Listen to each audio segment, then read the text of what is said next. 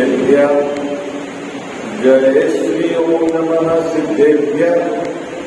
जय श्री ओम नमः सिद्धेभ्यः। ओंकार बिंदु संयुक्तम नित्यं ध्यायन्ति योगिनः कामदं मोक्षदं चैव। ओंकाराय नमो नमः। मंगलम भगवान वीरो मंगलम गौतमो गणी मंगलम पुण्य पुण्यायो जैन धर्मोऽस्तु मंगलम्। सर्वमंगल मांगल्यम सर्वकल्याणकारकम् प्रधानम सर्वधर्माणां जैनं जयतु शासनम्। जैनं जयतु शासनम्। जैनं जयतु। नमः श्री समयसाराय स्वानुभूत्याश्चकासते चित्तस्वभावाय भावाय सर्वभावान्तरे चिते। मिथ्या देवादिक भजे होवे मिथ्या भाव तज दिन को साचे भजो यही हित है रूपा। यही हित है रूपा। ये बोलो देव शास्त्र गुरु की है।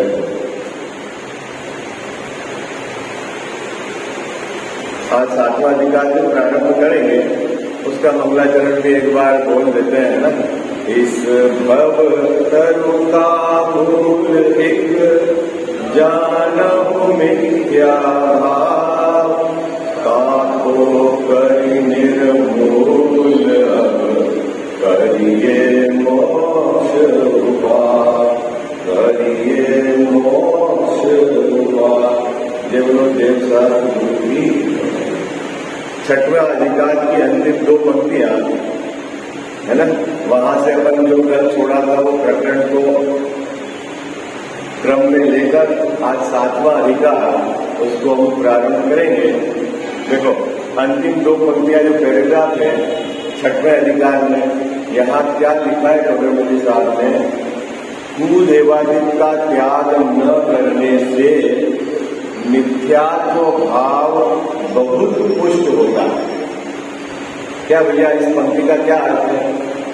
जो जी वर्तमान पर्याय में कुदेव कुगुरु और कुधर्म के सेवन का त्याग नहीं करता, उनसे दूरी नहीं बनाता, तो उसका जो अनादि से चला आ रहा अग्रहित मिथ्यात्व वह पुष्ट होता है। पुष्ट होता है मतलब मजबूत होता है ना। और जब तक आपका मिथ्यात्व है तब तक आपके दुखों का अंत नहीं है ना। इसलिए देखो कब अपना 4था अधिकार जो प्रारंभ हुआ था उसमें अग्रहित मिथ्या दर्शन ज्ञान चारित्र की बात थी है ना। 5वां 6वां और 7वां अधिकार ये गृहीत मिथ्या दर्शन ज्ञान चारित्र के संबंध में इन 3 अधिकार में चर्चा की है। क्योंकि 8वां अधिकार भी 7वें अधिकार का हिस्सा ही मानो तो 8वें अधिकार तक ये प्रकरण चल रहा है ना। आप 4थे अधिकार में जो आपने मंगलाचरण किया था, अपन ने किया था ना 4थे अधिकार में मंगलाचरण, क्या था उस मंगलाचरण के कि इस भव के सब दुखन के है ना कारण मिथ्या भाव। इस जीव के संसार के सभी दुखों का एक कारण भाव क्या है? क्या कारण है? मिथ्या दर्शन, मिथ्या ज्ञान और मिथ्या चारित्र। ये कहा 4थे अधिकार के मंगलाचरण में अपन ने पढ़ा था है ना। और वो जो 4था अधिकार उसमें क्या मुख्य रूप से बात है? 7 तत्व के संबंध में इस जीव को अनादि से जो भूल चली आ रही है उसकी वहां चर्चा है। इसमें 4थे अधिकार के अंदर और 5वें अधिकार का जो अपन ने मंगलाचरण किया था उसमें टोडरमल साहब ने क्या लिखा कहा था कि बहुविधि मिथ्या गहन करे। देखो क्या है, क्या था मंगलाचरण, अनेक प्रकार से ये मिथ्या भाव को गहन करता है, मजबूत करता है। पांचवा जो अधिकार था उसके प्रारंभ में जो मंगलाचरण था उसमें क्या मंगलाचरण करा था, बहुविधि मिथ्या गहन करी। अनेक प्रकार से इस जीव ने क्या करा मुकेश जी भाई साहब, मिथ्या भाव को गहन करा। गहन करा मतलब मजबूत किया, गाढ़ा किया, ताकतवर बनाया। कैसे कि सच्चे देव शास्त्र गुरु के आमनाय में नहीं। यद्यपि पांचवा अधिकार अन्य मत की समीक्षा है, विविध मत समीक्षा है, उसका मंगलाचरण में क्या कहा था कि उस मत में जो है अन्य मत में वो क्या कर रहे हैं बाबू जी, मिथ्या भाव को गहन कर रहे हैं। अनादि से चला आ रहा मिथ्या भाव उसको वो क्या कर रहे हैं, वर्तमान पर्याय में, संगी पर्याय में आकर गहन कर रहे हैं, मजबूत कर रहे हैं। और छठवां अधिकार में क्या लिखा था, मिथ्या देवा दिक भजे होवे मिथ्या भाव, कि जो आप सच्चे देव शास्त्र गुरु को नहीं भजते हो, नहीं पूजते हो, उनकी बात पर विचार नहीं करते हो, उनकी समीपता नहीं रखते हो, और जो सच्चे देव नहीं, सच्चे गुरु नहीं, सच्चा धर्म नहीं, उसकी समीपता रखते हो, देव जो नहीं है उनको देव मानते हो, गुरु नहीं है उनको गुरु मानते हो, है जहां विषय कसाय घटाने की चर्चा नहीं है ऐसी जगह धर्म मानते हो, तो क्या होगा, क्या होगा मिथ्या जो अपना जो चल रहा है ना चौथे अधिकार वाला, जो मिथ्या दर्शन, मिथ्या ज्ञान और मिथ्या गणित, वो क्या होगा बाबू जी, पुष्ट होगा। तो टोडरमल साहब ने कहा तज, किसको कहा तज, किसको कहा तज, है ना, कुदेव कुगुरु और कुधर्म के सेवन को छोड़। क्यों छोड़े, तो देखो यहाँ पे भी लिखा है जो अपन अभी पढ़ रहे थे, क्या कि इनका त्याग न करे, इनको नहीं छोड़े तो क्या होगा, मिथ्यात्व भाव बहुत पुष्ट होता है। शब्द क्या डाला बाबू जी, बहुत पुष्ट होता है। आई बात समझ में, संजय जी वैसा मिल गया ना, ग्रंथ में सबको ग्रंथ रखना है, सबको पेज खोलकर रखना है। यदि आपको ऐसा लगता है कि कुछ बात आपको नोट करने जैसी है तो आप डायरी भी ला सकते, दोनों बात। अब आगे क्या लिखा है, और वर्तमान में यहां इनकी प्रवृत्ति विशेष पाई जाती है। क्या लिखा है बाबू जी, इस पंचम काल में क्या प्रवृत्ति विशेष पाई जाती है कि जगत के जीव कुदेव, कुगुरु और कुधर्म का सेवन विशेष रूप से करते हैं, अधिकतर जीव करते हैं। ये है इसका, आई बात समझ, क्या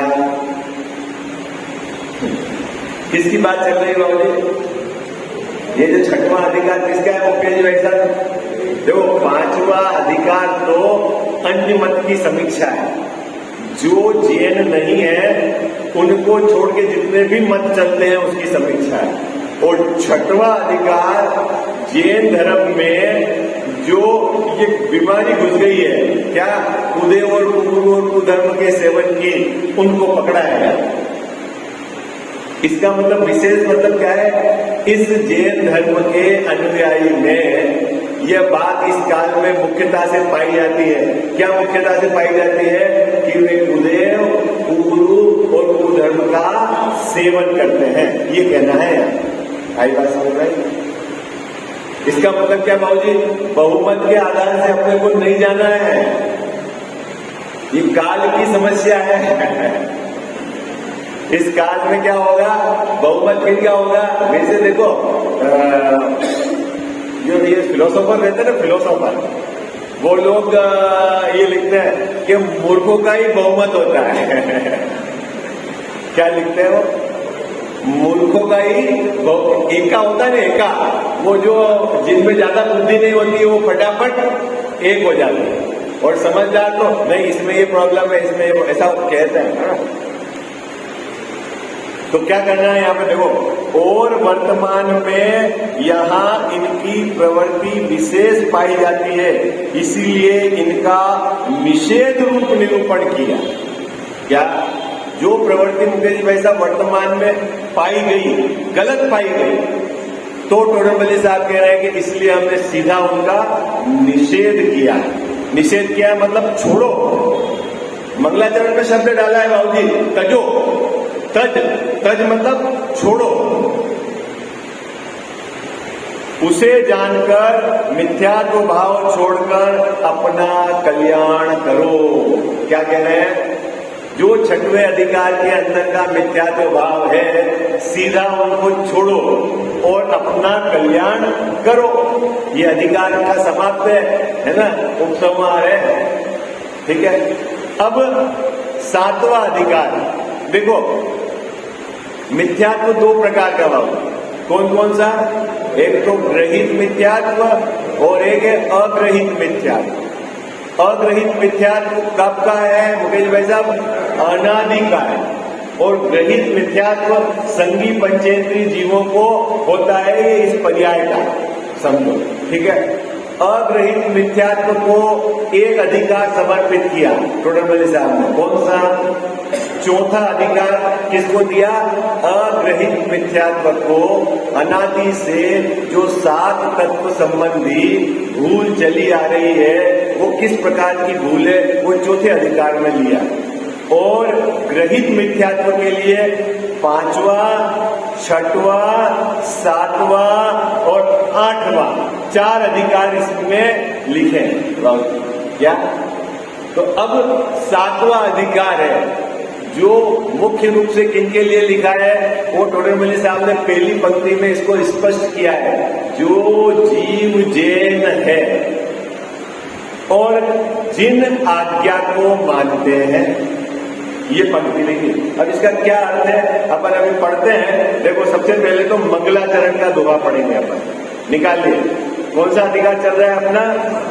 सातवां अधिकार। और इस अधिकार में किसकी चर्चा है? पांचवें अधिकार में अन्य मत की समीक्षा है। छठवें अधिकार में कुदेव, कुगुरु और कुशास्त्र का निरूपण है। देखना, छठवां अधिकार पूरा किस पे केंद्रित है? कौन देव है और कौन देव नहीं, कौन गुरु है और कौन गुरु नहीं, कहाँ धर्म है और कहाँ धर्म नहीं, तो वो है। और सातवां अधिकार जो केंद्र बिंदु है, वो जैन मिथ्या दृष्टियों का है। किसका? सातवां अधिकार में बाबूजी क्या लेंगे? जैन मिथ्या दृष्टि। इसका हेडिंग क्या डाला है? अब जैन मिथ्या दृष्टि की अभी यहाँ चर्चा की जाएगी। ठीक है, कि जैन मिथ्या दृष्टि किस प्रकार के है ना, चार प्रकार का यहाँ बंटवारा किया है, वो अपन अभी चर्चा करेंगे। देखो, दोहा पढ़ते हैं, है ना, ग्रंथ सब आपके पास। इस भव तरु का मूल एक जानहु मिथ्या भाव, काको करि निर्मूल अब करिए मोक्ष पार। आप सब मिलकर एक बार पढ़े, फिर अपन इस पर चर्चा करेंगे, है ना। पढ़िए आप सब हाथ जोड़कर, है ना, मंगलाचरण है इस अधिकार।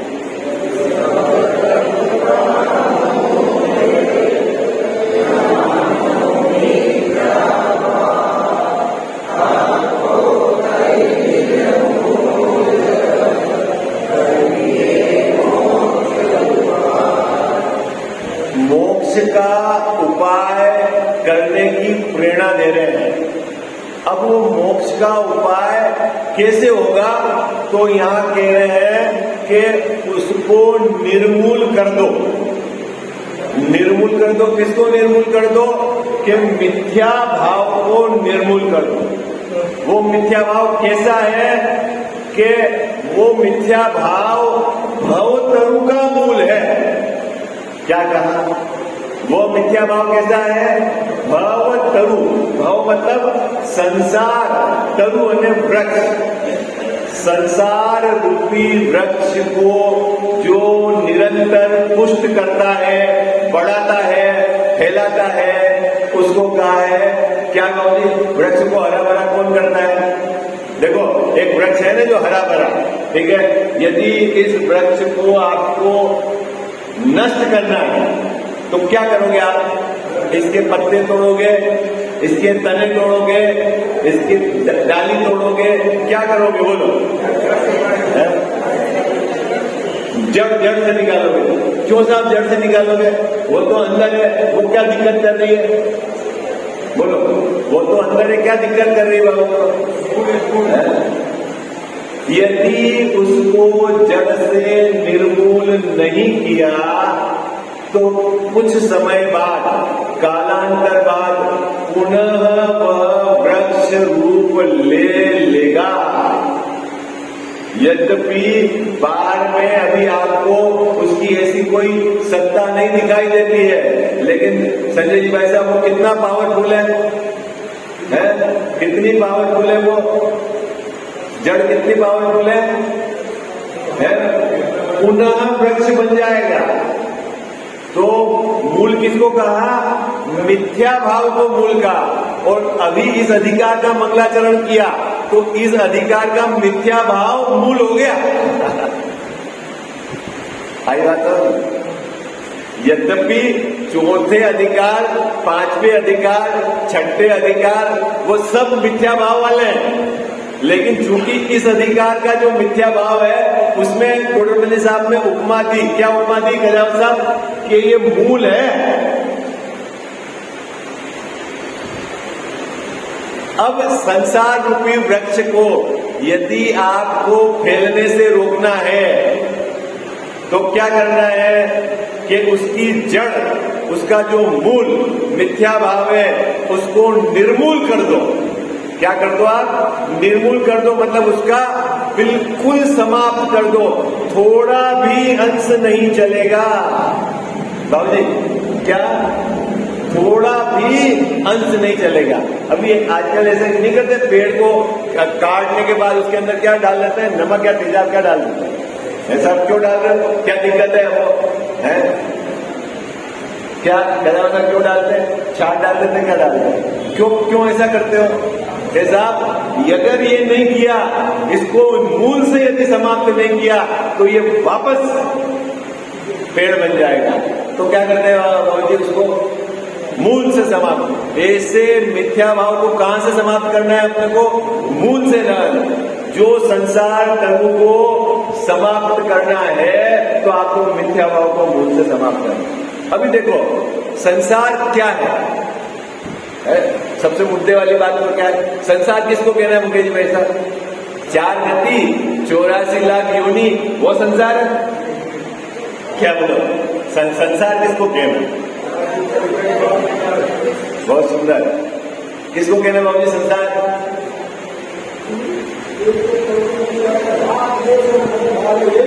हाँ देखो या संसार, यद्यपि ये भी कहा जाता है 4 गति और 84 लाख योनि, वो भी संसार है। और असल में जीव की एक समय की पर्याय में जो मोह राग द्वेष भाव है, या दूसरी बात कहूं जो विकारी भाव है, उसका नाम संसार है।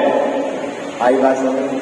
क्या फिर से संसार किसको कहना? संसार किसको कहना मुकेश भाई साहब? एक अपेक्षा तो है, क्यों कहा उसकी भी चर्चा करेंगे। 4 गति 84 लाख, क्योंकि यदि आपकी पर्याय में मोह राग द्वेष आदि निरंतर चलेंगे तो उसके फल में, उसके निमित्त से जो आपको चारों गति और 84 लाख योनियों में घूमना होगा, उसको भी क्या कहते हैं? संसार। आई बात पकड़ में आ गई? संसार कहाँ है? कजाओ साहब संसार कहाँ है? कहाँ है? मेरी एक समय की पर्याय में, ठीक है? तो कौन सी पर्याय? जो विकारी है। कौन सी पर्याय मुकेश भाई साहब? जो विकारी है। जिसमें मोह राग द्वेष है वो पर्याय क्या होगी? संसार। अब प्रश्न है कि उस मोह राग द्वेष उत्पन्न क्यों हुए? क्योंकि वो संसार है ना, उसको आपको जड़ से मिटना है ना। अरे बात समझ में आई क्या भाई? यहां लिखा हुआ है ना, भव तरु, संसार रूपी वृक्ष को यदि आपको मेटना है तो क्या करना है? उसको जड़ से मिटा दो। अब हमने संसार किसको अभी यहां परिभाषित किया है कि जो हमारी पर्याय में मोह राग द्वेष आदि भाव है वो है संसार, ठीक है। उसके निमित्त से इस जीव को 4 गति 84 लाख योनियों में परिभ्रमण पाया जाता है, इसीलिए उस परिभ्रमण को भी क्या कहते हैं? संसार, ठीक है। अब संसार को मेटना है ना, 4 गति और 84 लाख योनियों में परिभ्रमण नहीं करना है तो क्या करना है कि साहब मोह राग द्वेष को मेटो। चलो सब बात सीधी है ना, क्या करना है? मोह राग द्वेष को मेटो। अब प्रश्न है कि मोह राग द्वेष को मेटे कैसे? पहले खोजो कि उत्पन्न क्यों होते हैं। क्या मोह राग द्वेष उत्पन्न क्यों होते हैं मुकेश जी भाई साहब? बोलो है क्या बाबू जी? क्यों उत्पन्न होते हैं? तो बोले मिथ्यात्व के कारण। मूल है ना, कहां पहुंच गए अपन? अब मिथ्यात्व क्या है? इस जीव को अपनी खबर नहीं है, अपने में अहम बना नहीं है। क्या साहब? अपने को जानता नहीं है, उसकी श्रद्धा नहीं है और इसका लक्ष्य पर जाता है, ठीक है। अपने को जानता नहीं है, अपने को स्वीकारता नहीं है और इसका लक्ष्य पर जाता है। इसके फल में, इसकी पर्याय में मोह राग द्वेष उत्पन्न होते हैं। अब इसको मिटना है तो पहले में पहले अपने स्वरूप का निर्णय हो, उसकी स्वीकृति हो और उसकी स्थिरता हो, बस खत्म। क्या तरीका है? तरीका क्या है? बोलो हाजी अनाजी, क्या तरीका है? मुकेश जी का बात संसार का है। आप संसार को कैसे मिटो? आप सोचोगे मेरे को स्वर्ग में नहीं जाना, मेरे को नरक में नहीं जाना, मेरे को तिर्यच में नहीं जाना, मेरे को मनुष्य गति में नहीं जाना, तो फिर कैसे नहीं जाना? ये तो बताओ। इन 4 गतियों में क्यों परिभ्रमण पाया जाता है? क्यों पाया जाता है गजा साहब?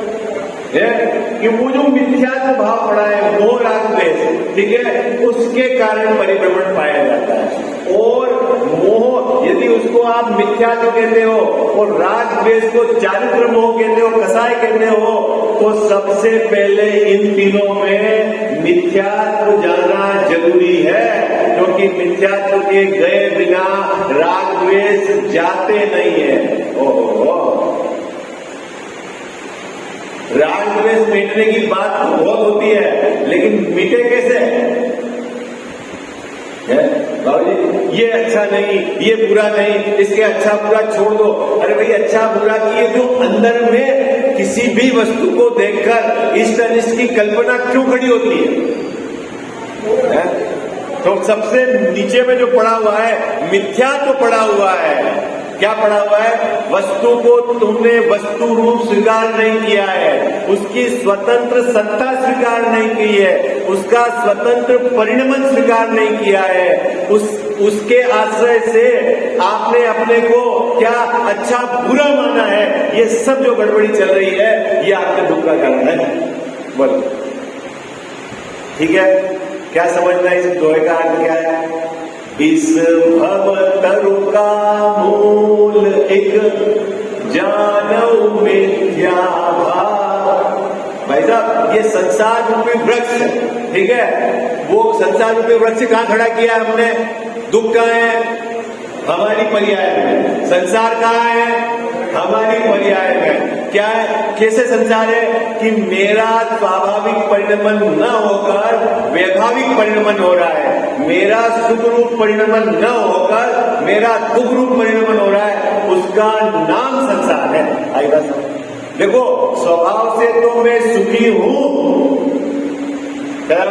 कब सुखी हूं? अरे मैं अनादि से सुखी था, वर्तमान में भी हूं और अनंत काल तक सुखी रहूंगा, क्योंकि स्वभाव तो मेरा सुखमय है, स्वभाव तो मेरा आनंदमय है, स्वभाव तो मेरा परिपूर्ण है, स्वभाव तो मेरा पर से निरपेक्ष है, उसमें कुछ चेंज करना नहीं है, वो तो नित्य है।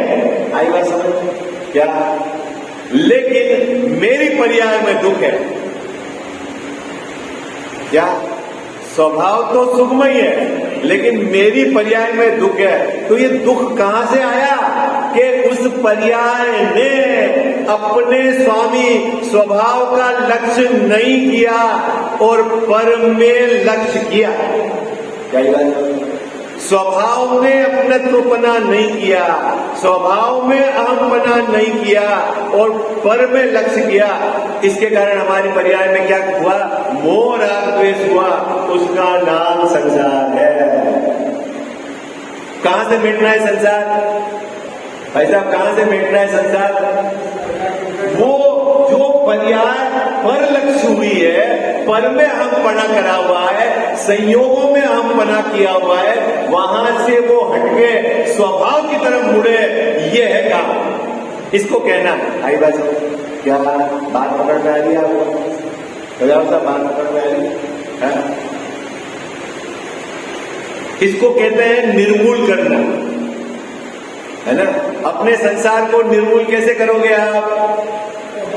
अपनी जो पर्याय है, जो अब सामने क्यों जाती बार बार? क्यों जाती बार बार? बार बार क्यों जाती? तेरी रुचि उधर की है तो तेरा उपयोग उधर जाएगा। है? व्यापारी को सुबह 10 बजे दुकान की क्यों याद आ जाती देता? रात में भी दुकान के क्यों सपने आते हैं? बोलो, लिस्ट क्यों चलती है दिमाग में? उससे पैसे लेने हैं, उसके पैसे लेने हैं, क्यों है? रुचि के अनुसार फिर उसका ढलान होता है।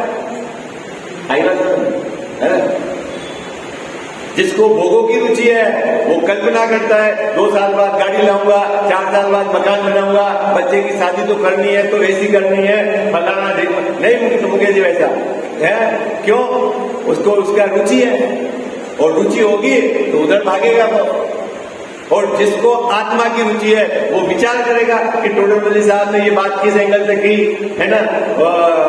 मोक्ष शास्त्र में ये बात किस एंगल से आई, समय सार में ये बात किस एंगल से आई, मेरा स्वभाव क्या है, 6 द्रव्यों की क्या स्थिति है, सब उसका विचार करेगा। जिधर की रुचि होगी उधर का काम चलेगा। तो अब अपन सब लोगों को संसार मेटना है कि नहीं मेटना है? बोलो, संसार में कोई दुख है क्या आपको? और ये हमें क्या दुख है? 1 लाख का तो ब्याज आता है, एफडी, टाइम से पेंशन आ गई है, घर का मकान है और फिर तो उदयपुर में रह रहे हैं, पानी की कोई कमी नहीं है, जनता है, खाने पीने के। पागल हो गए हो क्या आप? संसार बैठने की बात कर रहे हो, टिके रह गए यहाँ पे? नहीं, क्या कर रहे हो? क्या दिक्कत है? कोई प्रॉब्लम थोड़ी है हमारे को। ये तो आप जिनवाणी के सामने बिठाते हो तो हमको बोलना पड़ता है कि हम बहुत दुखी है, बाकी दुख का ही का दुख हमारे है। दोनों टाइम खाना, एक टाइम नाश्ता, सब अपनी इच्छा से हो रहा है, नहीं ऐसा?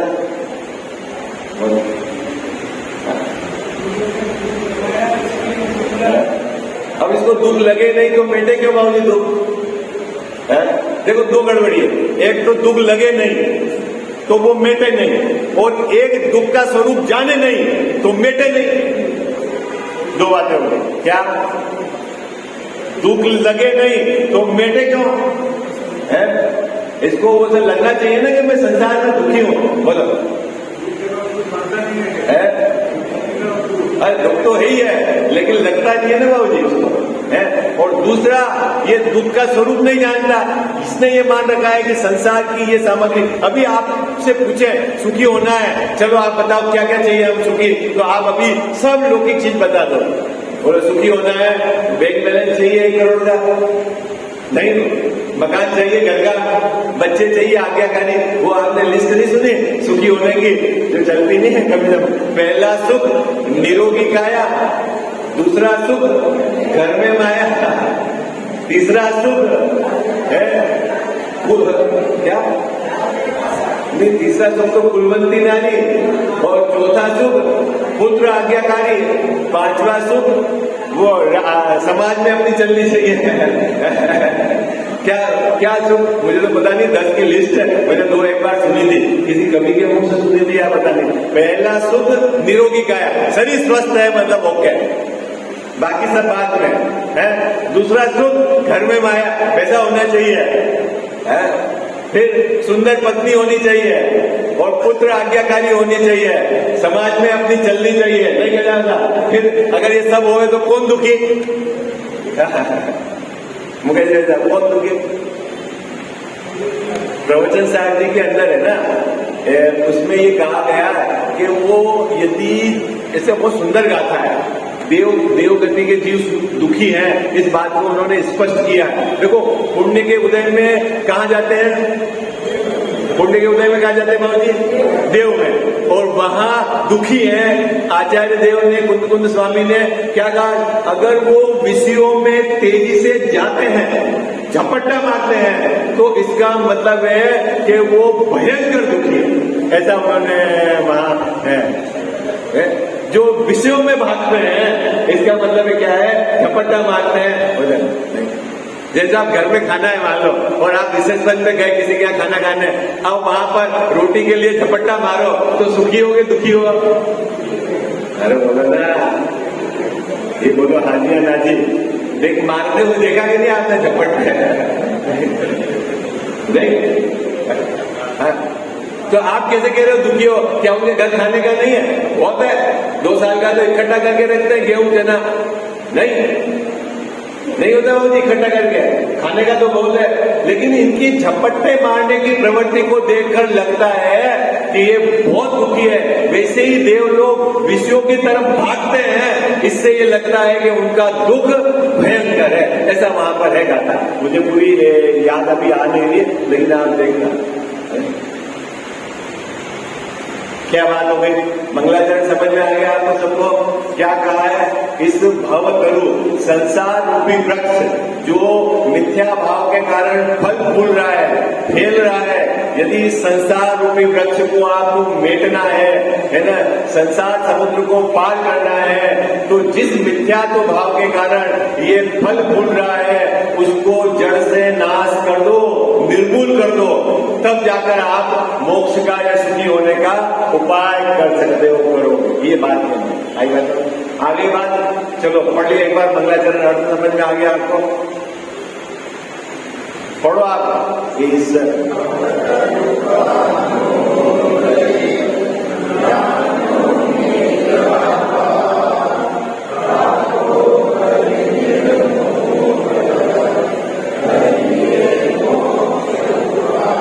अब इस अधिकार में जिस मिथ्यात्व को नाश करना है, कैसे करना है? जैसा निर्मूल करना है। तो इस अधिकार में किन मिथ्या दृष्टियों की बात है, उसको टोडरमल्ली साहब ने पहली पंक्ति में लिया। देखो आप ग्रंथ बराबर रखना, आपको बहुत आनंद आएगा इसे। अब जो जीव जैन है, जिन आज्ञा को मानते हैं और उनके मिथ्यात्व रहता है, 3 बातें होंगी। क्या बात होगी? पहले तो जो जीव जैन है, ठीक है, और दूसरे जिनेन्द्र भगवान की आज्ञा को मानते हैं, और उसके बाद भी जिसके मिथ्यात्व रह जाता है। गजब की बात है। ये क्या कह रहे हो आप? अभी तक तो अपन बोल रहे थे कि महापुण्य उदय से जिन धर्म पा लिया हम है, हमको पंचपन्नेष्टि भगवान मिल गए महापुण्य के उदय से। अब ये कह रहे हैं कि जो जीव जैन है, अब जैन कौन है ये बताओ? जैन साहब आप बताओ, जैन कौन है? तो अब अपने मोक्ष मार्ग प्रकाशक के परिप्रेक्ष्य में विचार करो। 5वें अधिकार में जिनकी चर्चा आई वो जैन नहीं है। क्या? 5वें अधिकार में जिनकी भी चर्चा आई है वो क्या है? अन्य मत समीक्षा लिखी हुई है। अन्य मत मतलब वैसा क्या? जैन नहीं है।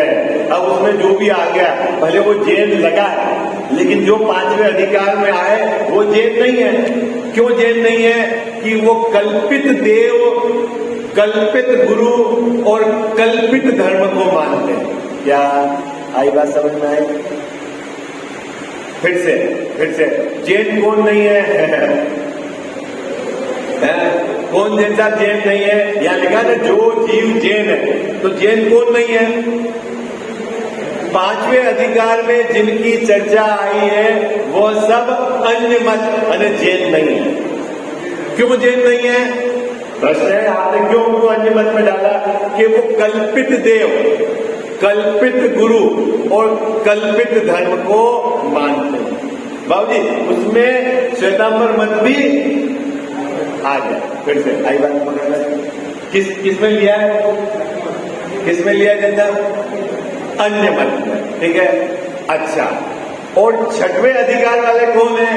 जो पांचवें अधिकार वाले तो नहीं है, लेकिन जिनेंद्र भगवान की आज्ञा नहीं मानते हैं, वो छठवें अधिकार वाले। बात पकड़ में आएंगे क्या? पहली पंक्ति में किसको लिया बाबूजी? पांचवें अधिकार वाले, है ना। और छठवें अधिकार में कौन है?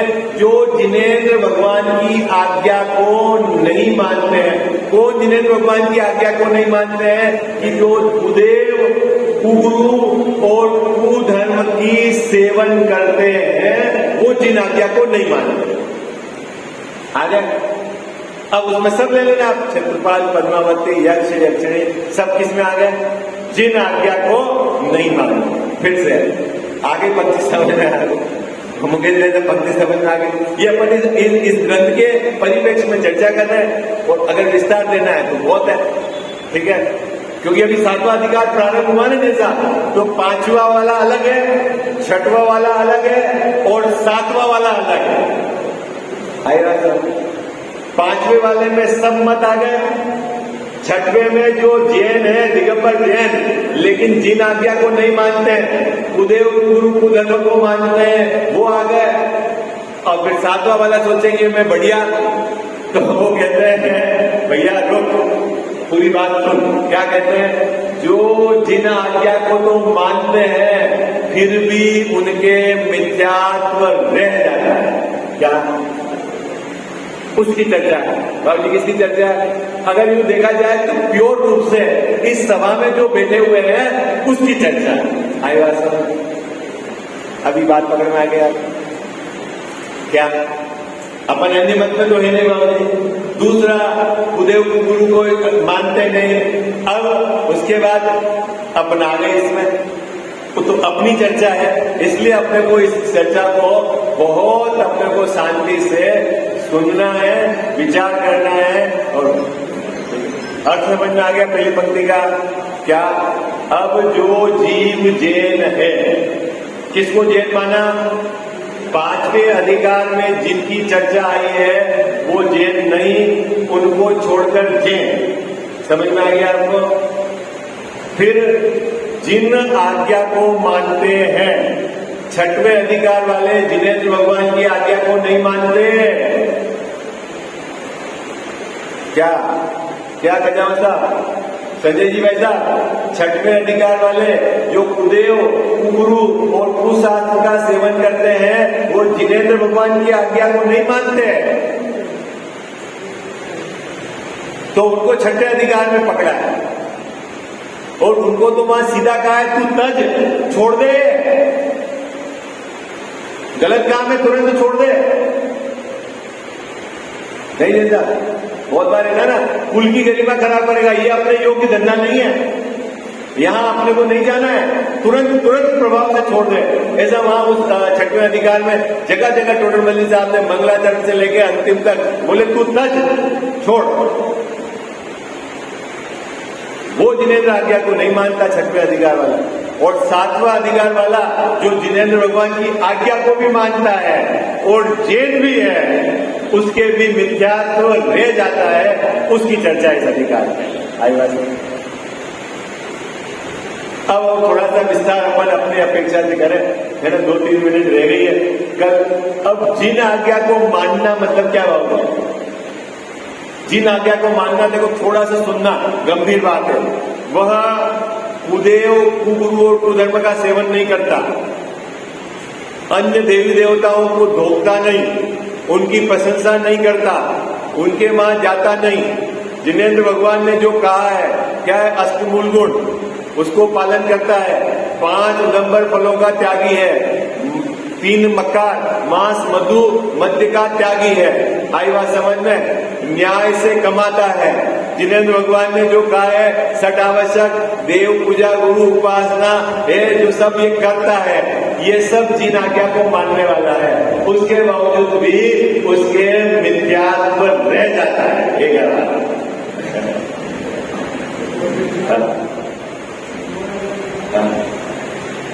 बात पकड़ में आगे क्या? अब वो ये माने मैं धर्मात्मा हूं, क्या कि मैं साहब वहां नहीं जाता कहीं, ठीक है, अच्छी बात है, ठीक है, प्रतिदिन मैं पूजा करता हूँ, 6 आवश्यक को पालता हूँ, अच्छी बात है, रात्रि भोजन नहीं करता, बढ़िया बात है, रात में पानी नहीं पीते, बहुत बढ़िया बात है, अष्टमूल गुण के मतलब पालन करते हैं, बहुत बढ़िया बात है, रोज स्वाध्याय करता हूँ, अच्छी बात है, जितना मैं न्याय से कमाता हूँ, अच्छी बात है, और जो है ना क्रम बना हुआ है, उतना दान भी देते हैं, न्याय से कमाकर 8वां हिस्सा, 10वां हिस्सा, 6वां हिस्सा है, वो दान भी देते हैं। अब क्या बाकी रह गया? और क्या करना चाहते हो? क्या करवाओ हमसे, बोलो आप। बाबूजी अब क्या करवाना चाहते हो आप हमसे, बोलो।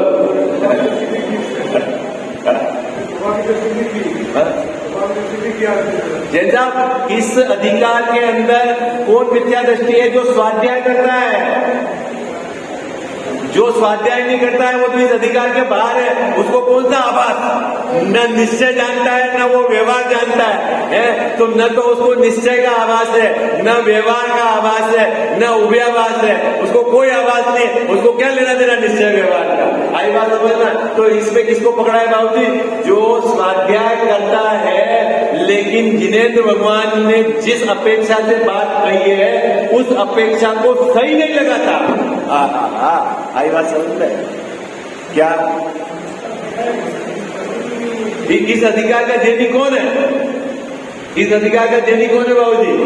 हाँ, देखो, अष्टमूल गुण पालता है, रात्रि भोजन नहीं करता है, न्याय पूर्वक कमाता है ना, जितना कमाता है उसमें हिस्से से दान लेता है, ठीक है, कुदेव को गुरु को शास्त्र को नहीं बचता है, सब हो गया 1000 साल। फिर क्या है? स्वाध्याय करता है, पूजा करता है, लेकिन क्या है कि स्वाध्याय में जिस अपेक्षा से जो बात आई है, उस अपेक्षा को सही नहीं लगाने वाला, उसके 4 प्रकार की बीमारी रह जाती है, उसकी चर्चा है। आई बात है? अरे वो तो बहुत ताकत, अभी स्वाध्याय की बात चल रही, वो तो व्रतों में, वो सब अपन कल चर्चा करेंगे। व्रतों में धर्म मान के बैठना है, मंत्र कसाय में धर्म मान के बैठना, पूजा में धर्म मान के बैठना, वो तो सब छठे अधिकार की बीमारी है। और फिर इसमें आएगा वो व्यवहारवासी में आएगा। आई बात समझ में? कदाप सब बात पकड़ में आई। 3 प्रकार के मिथ्या दृष्टि मूल और 4 प्रकार के नाम याद करा दें आपको, समय हो गया, जो कल करा है। निश्चयवासी, व्यवहाराभासी, उभयाभासी और सम्यक के सन्मुख मिथ्या दृष्टि, 4 प्रकार के मिथ्या दृष्टि, उसकी चर्चा है। विशेष चर्चा पर कल करें।